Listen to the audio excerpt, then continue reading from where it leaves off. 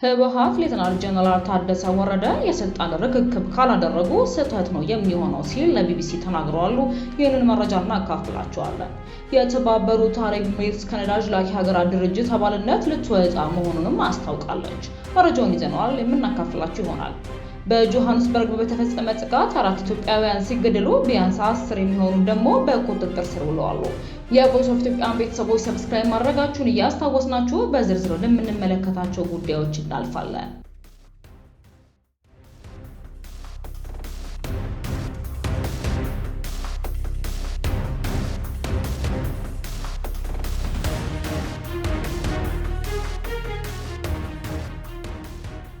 የትግራይ ጊዜያዊ አስተዳደር ፕሬዝዳንት ሌተናል ጀነራል ታደሰ ወረደ ሰላማዊና ዲሞክራሲያዊ ርክክብ የማይፈጽሙ ከሆነ ስህተት እንደሚሆን የህዝባዊ ወያኔ ሓርነት ትግራይ ቃል አቀባይ ለቢቢሲ ተናገሩ። የህወሓት ቃል አቀባይ ሚካኤል አስገዶም የትግራይ ክልል ጊዜያዊ አስተዳደርም እየፈረሰ በመሆኑ ከፌዴራል መንግስት ጋር ያለው የግንኙነት ገመድ መበጠሱን ገልጸዋል። ከቢቢሲ ጋር አጭር ቃለ መጠይቅ ያደረጉት ቃል አቀባዩ የህወሓት ማዕከላዊ ኮሚቴ ከ2 ሳምንት ገደማ በፊት ያስተላለፈውን ውሳኔ በተመለከተ ከተለያዩ አካላት ጋር ውይይት እየተካሄደ እንደሆነም ተናግረዋል። የህወሓት ማዕከላዊ ኮሚቴ ሚያዝያ 11 ቀን ባወጣው መግለጫ የ6 ዓመት በፊት የክልሉ ውስጥ በተደረገ ምርጫ የተመረጠው የትግራይ መንግስት ምክር ቤት ወደ ስራ እንዲመለስ መወሰኑን አስታውቆ ነበር። ህወሓት ይህንን ውሳኔ ያስታወቀው የፌዴራል መንግስት ከፕሪቶሪያ ስምምነት በኋላ የተቋቋመውን የትግራይ ክልል ጊዜያዊ አስተዳደር እየመሩ ያሉት ፕሬዝዳንት ታደሰ ወረደን የስልጣን ቆይታ በ1 ዓመት ካራዘመ ከ2 ሳምንት ገደማ በኋላ ነው። ቃል አቀባዩ ሚካኤል የፌዴራል መንግስት ውሳኔውን ያስተላለፈው ህወሓትን ሳያስፈቅድ ሳያማክር ለብቻው ነው ብለዋል።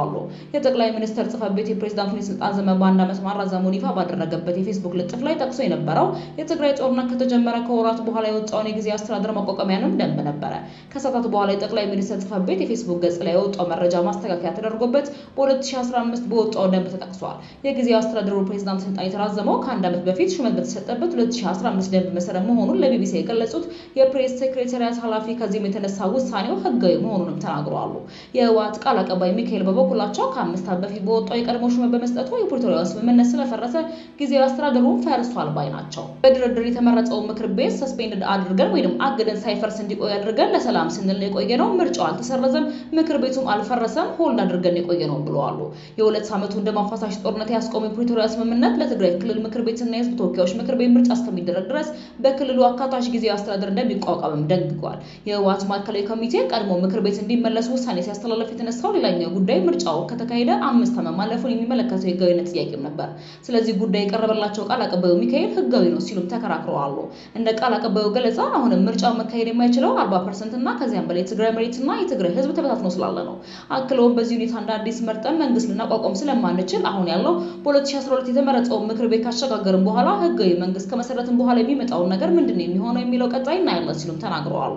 ህወሓት ፕሬዝዳንቱ በመግለጫቸው የተናገሩትን እንደማያምንበት ተናገሩት ሚካኤል መፈንቅለ መንግስት አይደለም መደረግ ያለበት ርክክብ ነው ሲሉም ለቢቢሲ ተናግረዋል። ሰላማዊ ዲሞክራሲያዊ ርክክብ ስለሚያደርጉ እምነቱ አለን። ከዚህ ውጪ የሚሄድ ሰው ካለ ወይም ደግሞ ከዚህ ውጪ ከሄደው ግን ስህተት ነው የሚሆነው፣ ትክክል አይሆንም ብለዋል።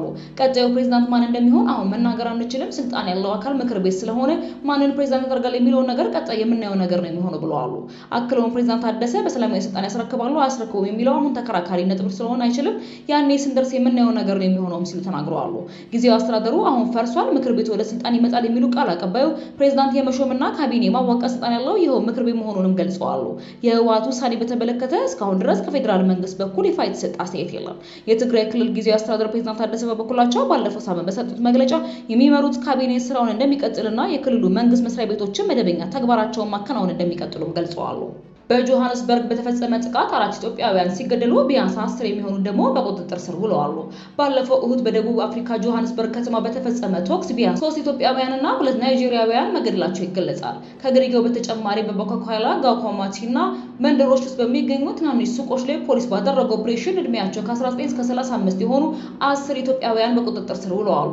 ጥቃቱ የተፈጸመው አንዳንድ የአካባቢ ቡድኖች በስደተኞች ላይ ተቃውሞ እንዲደረግ ጥሪ እያቀረቡ ባሉበት በመሆኑ ለጥቃቱ በውጭ ዜጎች ላይ ያለው ጥላ ጥላቻ እንደ ምክንያት ሊጠቀስ ይችላል የሚል ስጋት ቢያድርም ባለስልጣናቱ ግን እስካሁን ለጥቃቱ መንስኤ የሆነውን ጉዳይ አላረጋገጡም። በፕሪቶሪያ የኢትዮጵያ ኤምባሲ የስራ ኃላፊ ደስ ያለባቸው ለአዲስ ስታንዳርድ በሰጡት ቃል ግድያው በውጭ ዜጎች ላይ እየደረሰ ካለው ተከታታይ ጥቃት አንዱ አካል መሆኑንም ገልጸዋል።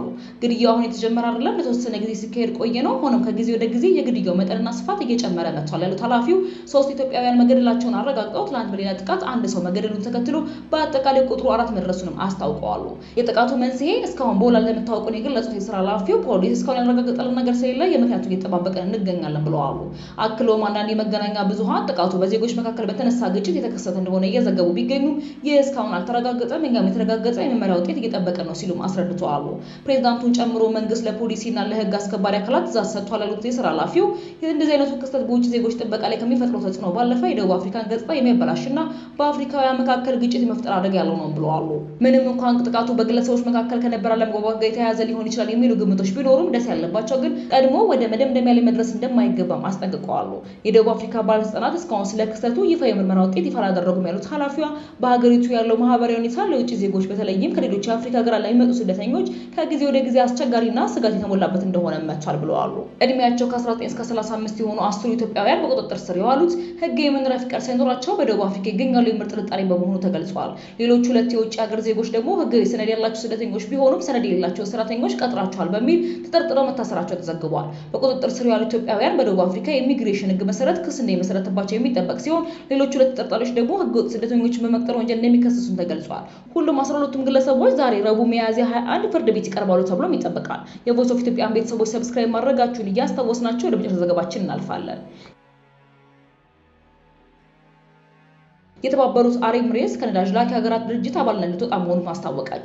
የተባበሩት አረብ ኤሚሬትስ ከነዳጅ ላኪ ሀገራት መካከል ልትወጣ መሆኑን በዛሬው ዕለት አስታውቃለች። ውሳኔው ከአውሮፓውያኑ ግንቦት 2026 ጀምሮ ተግባራዊ የሚሆን ሲሆን ይህም ድርጅቱ አንድ አንጋፋ አባሉን እንዲያጣ ያደርገዋል። ኤሚሬትስ ባወጣችው መግለጫ ከአባልነት የመውጣት ውሳኔዋ የረዥም ጊዜ ስትራቴጂካዊና ኢኮኖሚያዊ ራዕይን የሚያንጸባርቅ መሆኑን ገልጻለች። የሀገሪቱ ባለስልጣናት እንደገለጹት ይህ እርምጃ ሀገሪቱ በዓለም አቀፍ የነዳጅ ገበያ ውስጥ ያላትን ሚና በኃላፊነት በማስጠበቅ በገበያ ውስጥ ለሚታዩ ለውጦች ፈጣን ምላሽ ለመስጠት የሚያስችላት ተለዋዋጭነትን ለመፍጠር ያለመ ነው ብለዋል። የሀገሪቱ የኤነርጂ ሚኒስቴር ባወጣው መግለጫ ይህ ውሳኔ የተላለፈው የተባበሩት አረብ ኤሚሬትስን የማምረት ፖሊሲ እንዲሁም የወቅቱና የወደፊቱን የማምረት አቅሟን በጥልቀት ከገመገመን በኋላ ነው ያለው ሲሆን ውሳኔውም የተመሰረተው በሀገራዊ ጥቅማችንና የገበያውን አስቸኳይ ፍላጎቶች ለማሟላት ውጤታማ አስተዋጽኦ ለማድረግ ባለን ቁርጠኝነት ላይ ነው ሲልም አስታውቋል። የተባበሩት አረብ ኤሚሬትስ ከአባልነት መውጣቷ ከኦፔክ ጋር ለ6 አስርት ዓመታት ገደማ የዘለቀው ትብብር ማክተሙንም ያበስራል። ይህ መረጃ የወጣው ሌላኛው ድርጅቱ አባል በሆነችው ኢራን አማካኝነት ለሳምንታት የተሰነዘሩ የሚሳኤልና የሰው አልባ አውሮፕላኖች ጥቃቶች ጨምሮ ቀጠናዊ ውጥረቶች በከፍተኛ ሁኔታ በናሩበት ወቅት ነው። ቴህራን ለዓለም አቀፍ የነዳጅ አቅርቦት ወሳኝ የሆነውን የሆርሙዝ ሰርጥን በመዝጋቷ የተባበሩት አረብ ኤሚሬትስ ነዳጅ ወደ ውጭ የመላክ አቅም ላይ ከፍተኛ ተጽዕኖ አሳድረዋል። ይህ መስተጓጎል የኤሚሬትስ ኢኮኖሚ የጀርባ አጥንት የሆነውን ዘርፍ አደጋ ላይ ጣለ ሲሆን ሀገሪቱ የፖሊሲ ለውጥ ለማድረግ የወሰነችውን በዚሁ ግፊት እንደሆነ ይገመታል። እስከ ባለፈው የካቲት ወር ድረስ የተባበሩት አረብ ኤሚሬትስ ከሳውዲ አረቢያና ከኢራቅ በመቀጠል በኦፔክ 3ኛዋ ትልቅ ነዳጅ ሀገር ነበረች። ይህ መስተጓጎል የተባበሩት አረብ ኤሚሬትስ የኢኮኖሚ ዋና ምሰሶ የሆነውን ዘርፍ አደጋ ላይ ጣለ ሲሆን ሀገሪቱ የፖሊሲ ማሻሻያ ለማድረግ የወሰደችው አስቸኳይ እርምጃም የሚያጎላ ሆኗል። እስከ ባለፈው የካቲት ወር ድረስ የተባበሩት አረብ ኤሚሬትስ ከሳውዲ አረቢያና ከኢራቅ በመቀጠል በኦፔክ 3ኛዋ ትልቅ ነዳጅ አምራች ሀገር ነበረች። ኤሚሬትስ ከድርጅቱ ብትወጣም ከዓለም አቀፍ የኤነርጂ ገበያ ተዋንያን ጋር ያላት ግንኙነት እንደምትቀጥልና ራሷን ችላ በምታደርጋቸው ሚዛናዊ ውሳኔዎች ለገበያው መረጋጋት አስተዋጽኦ ማድረጓን እንደማታቆምም በምልክት አስመልክታለች። የቮይስ ኦፍ ኢትዮጵያ ቤተሰቦች ለዛሬ ያዝንላችሁ መረጃዎች እነዚህን ይመስሉ ነበረ። በሌሎች አዳዲስና ወቅታዊ መረጃዎች ዳግም እስክንገናኝ ድረስ በደህና ቆዩ።